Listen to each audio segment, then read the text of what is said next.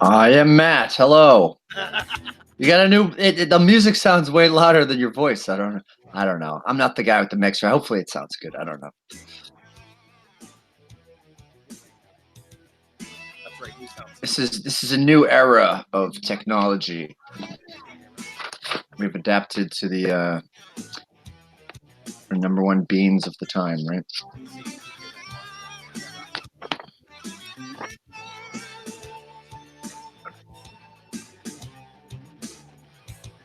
Is it really that loud? It's pretty loud. Yeah. Maybe it's my mix, so it doesn't seem loud in my ears. I will turn it down.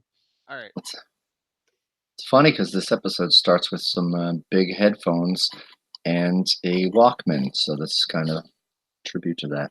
What is this Walkman you speak of? Transformers 11, right? That's right. Yeah. Okay. I just mean it's old technology. Oh yes, yes it is. Cassettes. Oh man, and this looks like a classic Walkman. I see 3 buttons. Not to skip to the first page already, but I had one of those Walkmans that doesn't have a rewind button. You have to take the tape out, put it on the other side, and hit fast forward. Yeah, it's like And- stop, play, and eject. Yeah, process of elimination. All right. So should we get into this? Let's do it. Are you who's starting us off? You or me? I'll start it off. Transformers, number 11, December of 1985. 1985, right? Was that 86? Okay. 85. Jetfire soars supreme. You see some people on the street, some jet firing down on the crowd, some fallen Autobots and Decepticons. All right. So we start off in a room, very disheveled. Looks a lot like my room, except for the computer, calculus, and advanced physics books being scattered about. You see change flying through the air and a giant Walkman. Brainstorm. Buster Witwicky prides himself on being among the top ranked in his high school, an A student in every class. But today, Buster is turning his academic attentions to a new subject, himself. It's a subject he's definitely on the way to flunking. And he's lying face down on his bed. Doesn't look like he's in the best mood, kind of watching this little handheld TV, or not, little small TVs with the antenna. And says, I still don't have any idea how I do this. I've read this book from cover to cover twice, yet I feel as dumb as I did when I started. So I guess all the metal things are floating around, because as last time, I think he's got a little not psychic, but telekinesis. Yeah.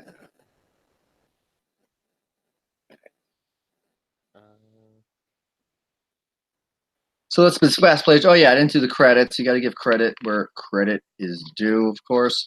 So writer Bob Budiansky, penciler Herb Trimpe, inker Tom Palmer, letterer Diana Albers, colorist Nell Yomtov, editor Michael Carlin, editor-in-chief Jim Shooter. Shooter. All right, next page. Yeah, all the stuff's still floating and Buster thinks, I've been able to levitate metal objects for weeks now. Somehow I understand them to the point of being able to rebuild auto engines with only a single thought, but I haven't a clue why. I love how he's just like, this next panel is just funny. Like yeah. frying his brain, but it's like, except that it might have something to do with when I found I'm held prisoner by the Decepticons. He needed my help, but I trusted him. Then he zapped me. Back in Transformers 6. I just love, he wires himself to a giant robotic alien head, and this might have something to do with me being objects. Yeah, there could be some side effects. As leader of the Autobots, he must have had a good reason for doing it. Just wish I knew what it was. And then you hear outside the window, Buster! He's like, Dad? And that's when everything hits the floor. Splunk. We see Sparkplug out in the driveway. Come on, son. I just got a call about a breakdown on the interstate. What do you say we show everyone Sparkplug and Buster Witwicky are about the best tow truckers in the Pacific Northwest, okay? And Buster says, I'll be right down, Dad. He's thinking, great. Ever since I've repaired everything in his shop with my new powers, Dad's convinced we're working on cars as much as he does. He depends on me now. How am I ever going to explain to him these powers make it easy for me? I have no interest in making it a career. He's so disappointed in me. Teenage angst. So he's also thinking to himself, he'd also be horrified. I don't think too many dads would open their arms to a metal manipulating freak. As you see the Walkman, which just got busted down on the ground, start to reassemble itself, plug back in, and then elsewhere, outside of BlackRock Aerospace Assembly Plant, #1 in a suburb of Portland. Notice, you see the soldiers gathered outside the plant, looking through binoculars. One of them says, "No suspicious activity inside that I can see. No more than usual, that is. Send the van through." The soldier complies. "All right, get going. Can you believe it? The Army's had us camped out here for weeks with enough weapons to level a small town, and we can't get 1 foot in the door of that plant. Meanwhile, Mozzarella Mike, armed with a bunch of soda-popping pizzas, goes right through. Hey, don't underestimate Mike's power. I've seen one of his pepperoni and onion pies wipe out a whole platoon." And you see the delivery truck, Mozzarella Mike's, 555-2686. Call him up. Inside, oh yeah, this is. I'm gonna steal mine. I stole from you. All right, inside the plant, you see Shockwave walk around. I think that's Laserbeak on his shoulder. The efficiency of these human slaves has improved 18.7%. Yeah, that Mozzarella Mike's must have worked. A welcome boost to our plans. Wouldn't you say, Laserbeak? And Laserbeak's in the earlier issues, wasn't Laserbeak able to talk? Now he's just like squawk. I think so. Maybe when the reboot happened, he lost some of his powers. I don't know. However, you, Optimus Prime, your productivity rating was 0 when last tested. You failed to use your creation matrix program to infuse the newest Decepticon, Jetfire, with life. Was that last issue? Yes, last issue. And Optimus Prime says, "What you define as failure, I call success, Shockwave." And Shockwave says, "Your smug self-righteousness will not save what remains of your life, Optimus Prime. Only the success of your creation matrix will. The connections between you and Jetfire have been thoroughly checked. Give him life or die," as Shockwave sent out an eye blast. The searing scarlet beam blasts forth from the Decepticon commander's eye, activating an instrument panel. And then we see, and a blistering torrent of energy enters Jetfire, but no life. And then you hear Shockwave say, "You dare deny me the power of the creation matrix, Optimus Prime. Were it still within you, my instruments would have tapped into immense energies. The only logical conclusion is you no longer possess it. Your use to the Decepticons is ended. Your existence shall be terminated immediately." And you see the disembodied Optimus Prime head. "Do as you will. I expect no less from you." And then Shockwave continues, but wait, perhaps I act too rashly. I know of no way for you to have erased the program while you were in my custody. You must have hidden it. But where? Where? His words echo in the mountain outside, and you see a bird on a branch. Unknown to Shockwave, his query is heard elsewhere as well, miles away inside Mount St. Hilary's or Oregon's Cascade Range, where within the Ark, the damaged spacecraft base of the Autobots, 2 others are tuned in. And then Prowl is talking. "This telephone eavesdropping device that GB BlackRock helped us design," last issue, "is picking up most distressing news, Ratchet. I fear the worst for our leader, Optimus Prime." Ratchet says, "You're in charge, Prowl. What can we do?" Prowl continues, "Nothing for now. With so many human lives in jeopardy at the plant, a rescue attempt could prove disastrous. We can only continue listening. Wait for Shockwave to reveal more of his plans. Any action we take must be tempered by extreme caution." Shortly, inside the plant, and you see Decepticon approaching Shockwave. It's Rumble. Says, "Yes, Commander Shockwave. What is it you wish of me?" "I wish you to do this Oreo maze." No, we see Shockwave come up behind Rumble and say, Optimus Prime is refusing to cooperate, Rumble, but you, as a Decepticon under my command, must. Procedure will be brief but painful. We see the beam from his eye hit Rumble in the back of the head. Yow! He says, My probe is now searching your cerebro circuitry for visual memories of anything unusual during the time when Optimus was still held prisoner within the Ark. Transformers number 5. And you were guarding the entrance. My eye will project what the probe finds. Ah, evidence of movement. Your optical circuitry is incapable of distinguishing so small an object, Rumble. Got his glasses. But with my computer enhancement abilities, I can refine, draw out even more detail. A human! You let a wretched human sneak past you, Rumble? Your punishments shall be. And then we see Laserbeak give out a big squawk. And Shockwave says, So you recognize it, Laserbeak, and you know where we can find the human? And Rumble's like, Oh, my aching head. And Shockwave, Good, then it shall be easy to capture it, for it is the key to the creation matrix. But a nearby onlooker had an altogether different reaction as Prime thinks, No, I've broken my most sacred principle. I have endangered an innocent by transferring the matrix to Buster without telling him. I can never fully atone for such a grievous error. But meanwhile, at the Ark, we see Ratchet telling Prowl, It's Buster Shockwave was talking about. Optimus must have somehow given him the Matrix. We must do something to protect him. And Prowl says, Agreed, Ratchet. And then says, That's why I've summoned Bumblebee and Blue Streak. Bumblebee, you are friends with both the boy and his father. Try to persuade them of the need for our help. Bumblebee says, I'll do my best, Prowl. Prowl continues, Blue Streak, you will serve as Bumblebee's backup. My pleasure, and I'll be a great backup. Bumblebee won't have a thing to worry about with me on the lookout.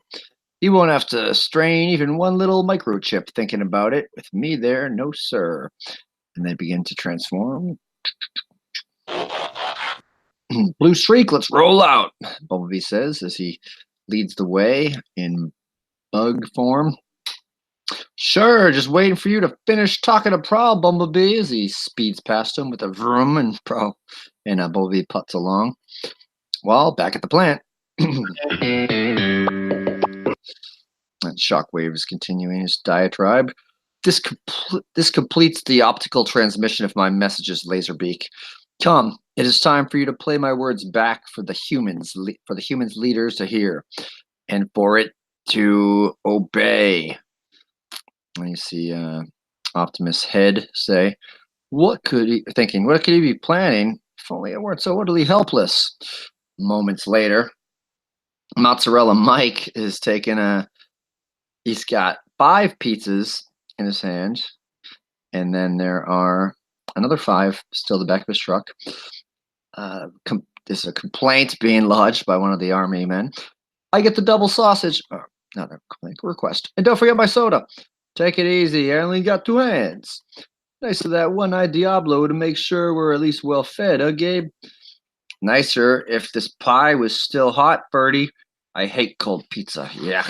Oh, our buddy's Gabe and Birdie. Remember? Oh, yes. Yeah. This pizza looks real heavy on the sauce, too. Maybe it's Sicilian. Mozzarella Mike is from the island. And then we see a laser blast or something. Yeah, is it a laser blast? Like, it's blast the pizza. And Shockwave says, I can have Laserbeak make it even hotter, Fleshling. He says, no thanks. I wouldn't want to burn my tongue. And Shockwave says, Good, Laserbeak has better things to do than satisfy the whining desires of unappreciative slaves. Wow. And presently that is to relay a message to the human military commander. He transforms to tape mode, and Shockwave hands Laserbeak to Mozzarella Mike, and you, fleshling fuel purveyor, shall deliver it. Sure. And then we see Mozzarella Mike pull out of the base. Could I see Colonel Hawthorne?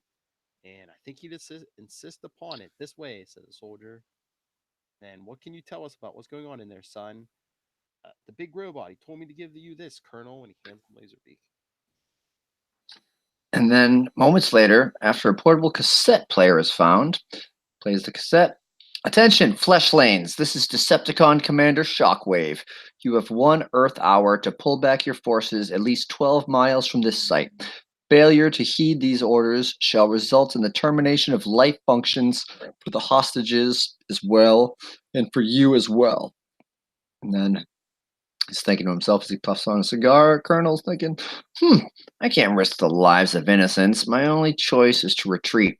Wonder what those tin cans are planning to. But the Colonel's thoughts are interrupted when we see the transformation into or out of a cassette form. Laserbeak suddenly transforms back to his robot mode. And then the Colonel orders, shoot, man, shoot! Blow that thing out of the sky! And you hear the skrrk, Laserbeak. But the avian alien is too fast. It is quickly out of range. Elsewhere. And then you see there's a car getting towed. Some Sparkplug talking to his son. And brake the truck real easy, son, so you don't shake the towed vehicle too much. Right, Dad. Heck, you probably know all this already. You're so smart, you'll soon be telling me what to do. And nothing would make me happier. As Buster continues to kind of brood, I'd be happy if I could somehow explain to Dad how I feel about. And then here comes Jessie on her bike, one-handed waving. Buster, you're hard to find these days. Oh, hi, Jessie. I've been busy helping Dad out lately.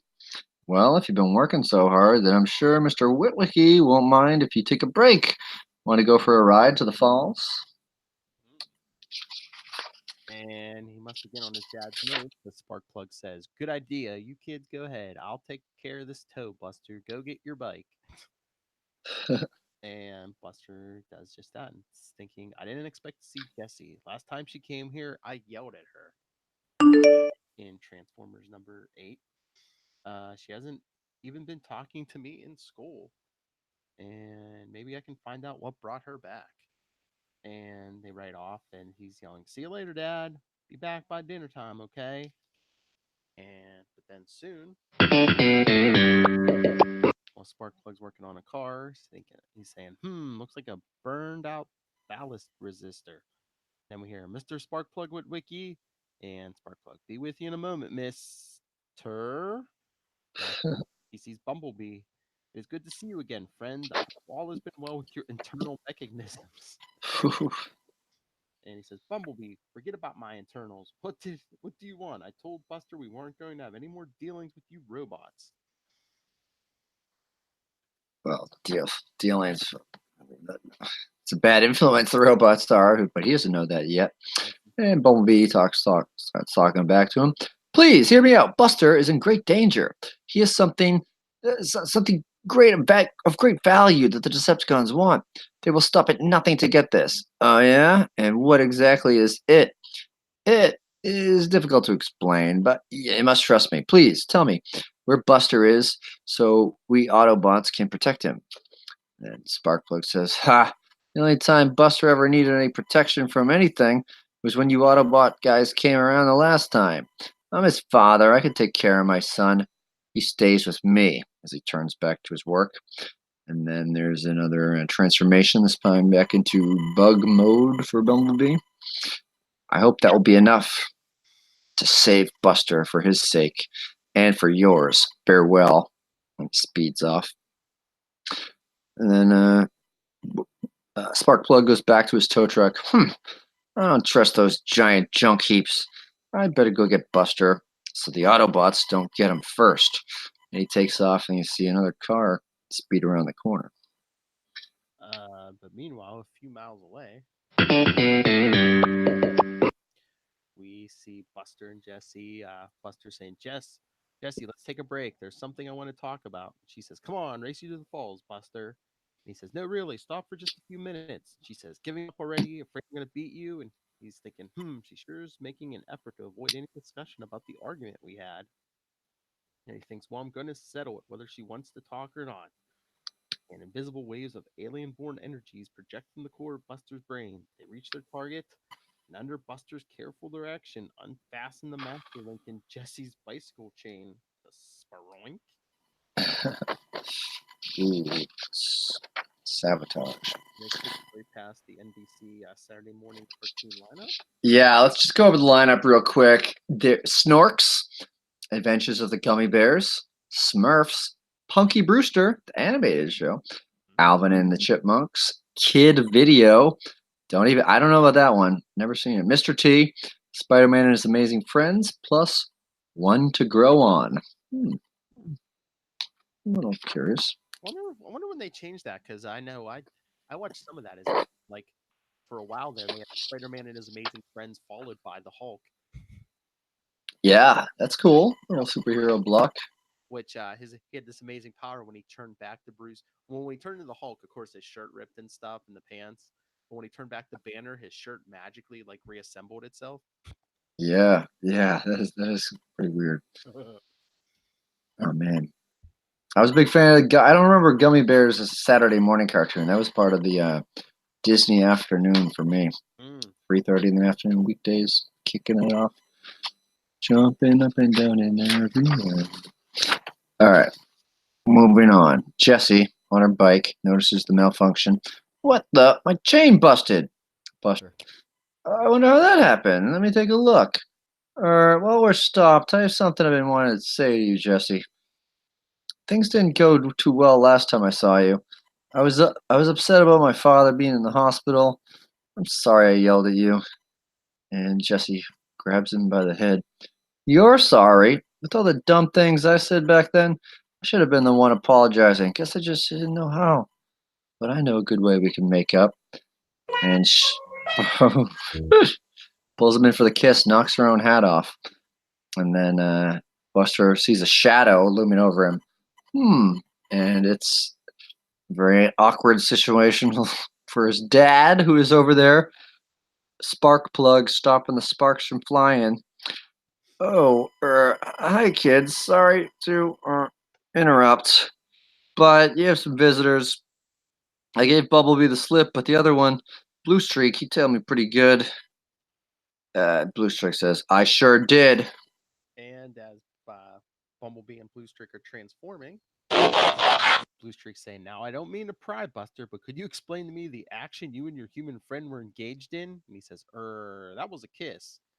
What function does kiss serve? Is it some sort of energy transferal process?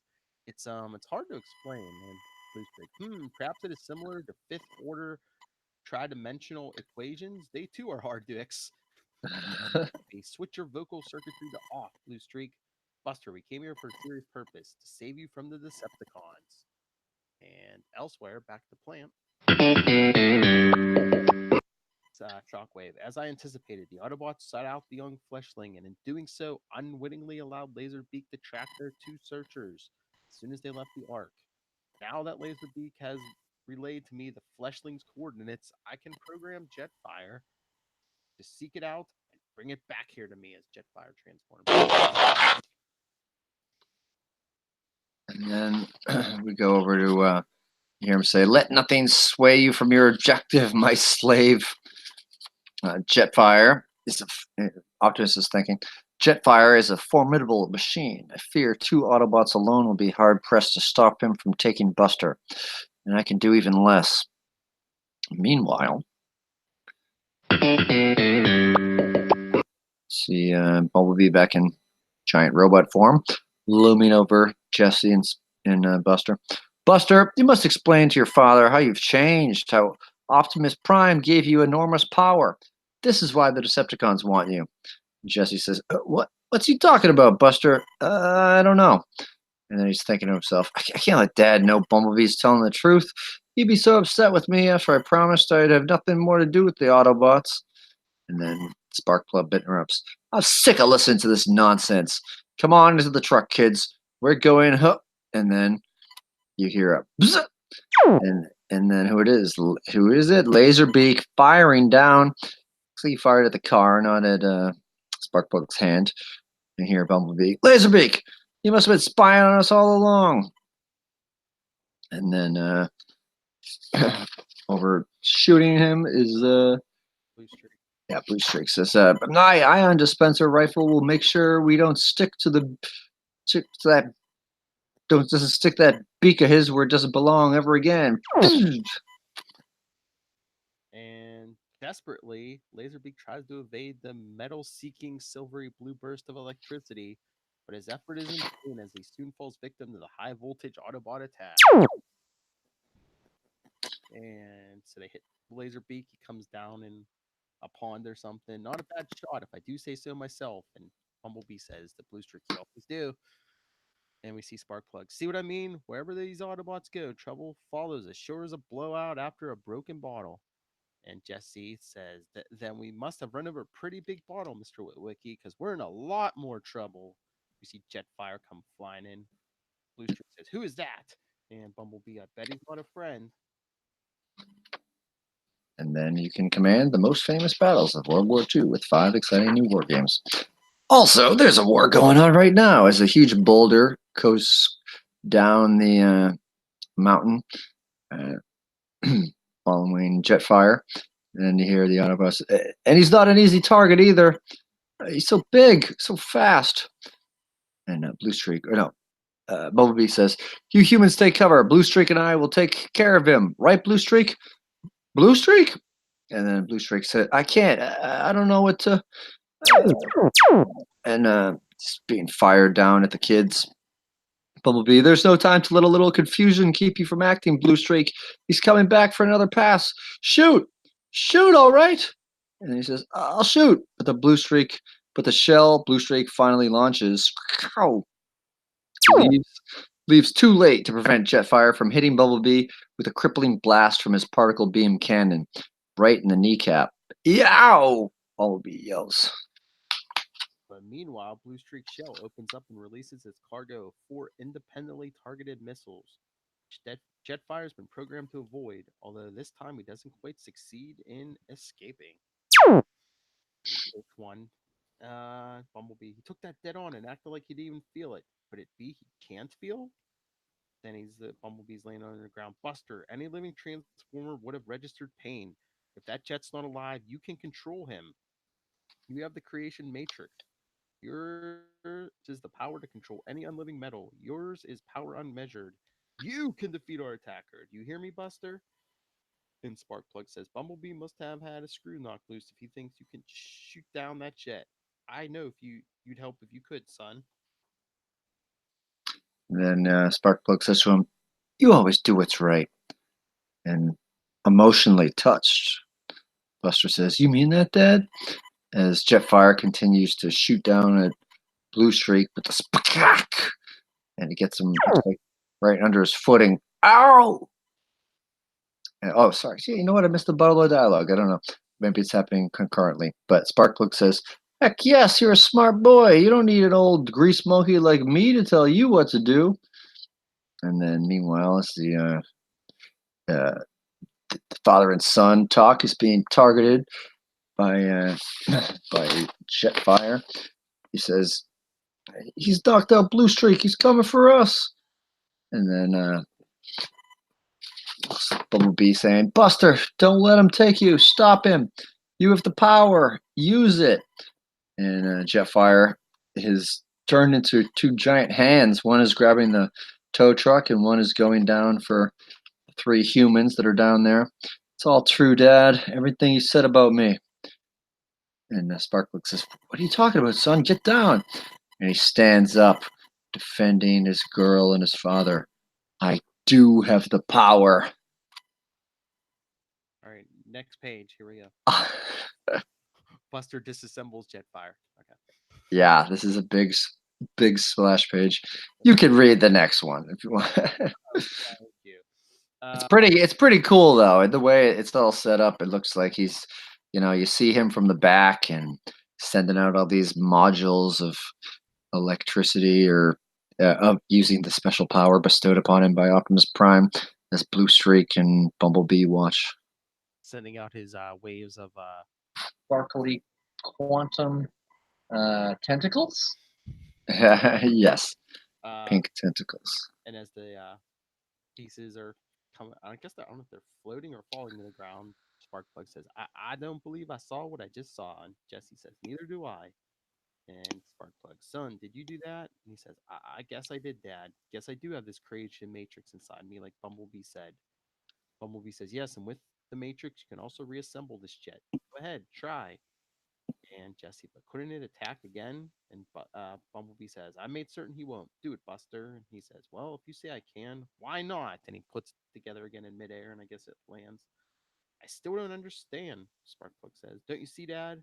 This creation matrix. That's how I fixed those cars while you were away. It was a cinch. I didn't want to tell you the truth. How Optimus Prime gave me this power, so I pretended I liked working on cars. I knew it would please you. I'm sorry I lied. And Sparkplug, I'm the one who should apologize.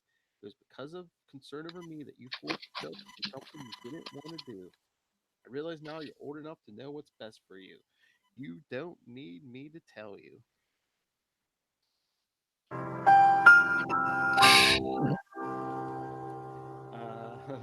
And Bumblebee says, pardon me, but Buster's problems are not over yet. As long as he has the creation matrix, the Decepticons will hunt him. But I have an idea how we can help each other out. You see Buster grabbing for the hand of Bumblebee. I've removed the jet's brain. Without it, he's harmless. With the creation matrix, you can give it life. Put the jet under your control. He puts it in his hand. With your help, we can rescue Optimus Prime, and you can return the matrix to him. What do you think, Dad? And old Sparkplug kind of takes his hat off, scratching his head. You know me, son, I've never been the interfering father type, at least not for the last minute or two. I think it best if you decide. Epilogue. A few miles south of Black Rock Aerospace Plant, number 1, a convoy of Autobots under Prowl's command makes its way down a road. Prowl, hey, you guys are heading the wrong way. And then you hear him thinking, I can't tell a human. I can't tell a human we go to rescue Optimus Prime. And the army guys are talking. Was someone driving that Jeep, leading them? I didn't see anyone. Yeah, right. Maybe got smart and turned invisible to avoid court-martial for disobeying orders. Get your eyes checked, Murray. And inside the plant, you see Shockwave. Shockwave's got his hands on his hips, looking down at old Optimus' head. You no longer have the creation matrix, Optimus Prime. Your usefulness has ended. So you hear that from Blue Streak's tapped phone as he's making his way down there. That was the car that passed the soldiers. We shall proceed with your execution immediately. In radio contact with the telephone eavesdropping device back at the Ark, Prowl hears everything Shockwave says. For the sake of his leader, Optimus Prime, he prays he hasn't heard it too late.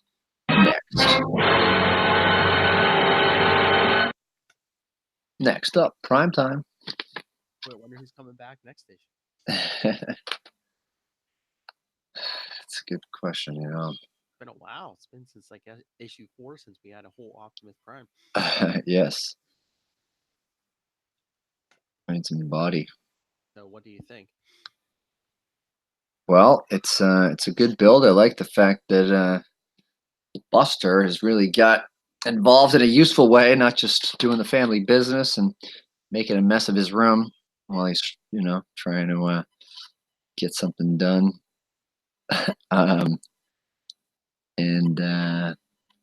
Continuing to build. The military situation is still tense. It's they're eating pizza, but they're still not going along great with whatever happens. And meanwhile, the Morphoids are getting it up to no good. Look at what's going on in the back cover. All these Transformer retreads or something. Oh, I hate toys like this. It's like it has like a remote on it, but like the remote's connected by like a wire. Oh, the wire. Yeah, that was. They hide that in the box for you. That's a bummer. Yeah. It looks kind of scandalous, the back page, too. It looks like there might be more Morphoids along the way. Little ones are being made. But, yeah, I don't know. I like where it's going. I like the fact that they can possibly get someone onto the other side. Turning from a Decepticon to an Autobot, try to even the tables. See, they're sort of building their arsenal back up. A little bit up against it. The limited resources of the Autobots are they've been in retreat for so long. Yeah, It's but all coming. yeah, next issue is really good. Yeah, we see the return of Prime, and then in issue 13, it's like, hey, whatever happened to Megatron? True. All right, so should we get out of here? Yeah, let's bounce out. All right, so people, send us your thoughts on issue 11, anything we've done already, anything coming up. We'll save it to read it to hear your thoughts live while we review the issues. Email us capesandlunatics@gmail.com. Follow us on Facebook, Greetings from Cybertron, @Greet Cybertron on Twitter. You can call the voicemail 614-382-2737. That's 614-38-CAPES. And check out all of our shows at capesandlunatics.org. And Matt Kona, where can people talk to you about? You could talk to me about whatever you need to talk about at Matt Kona, Facebook, Twitter, Instagram, all of those places. And yeah, listen to us on the Quantum Zone podcast too every week, talking about Quasar, Wendell Vaughn, a little bit of, if you're a fan of Captain America, we're going to go and do a special episode with that. Mark Grunwald is the scribe behind both books during this time period, so should be interesting to dig into it. That's right. You can watch that right here on this YouTube channel, or you can catch that on the Capes and Lunatics Sidekicks podcast. I'm going to listen to that in the car. Yes. Because you can drive. Yeah, yes. All right.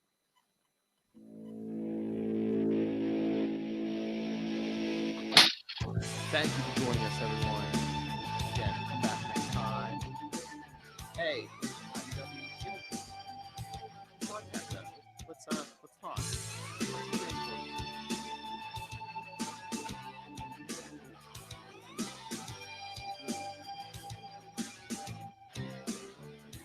Again, please contact us. We love listener feedback. Heck, anything Transformers. Hit us up.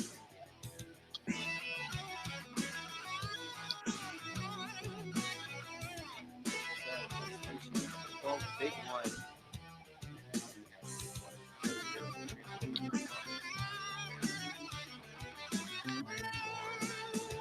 Come back next time. Robots, roll out.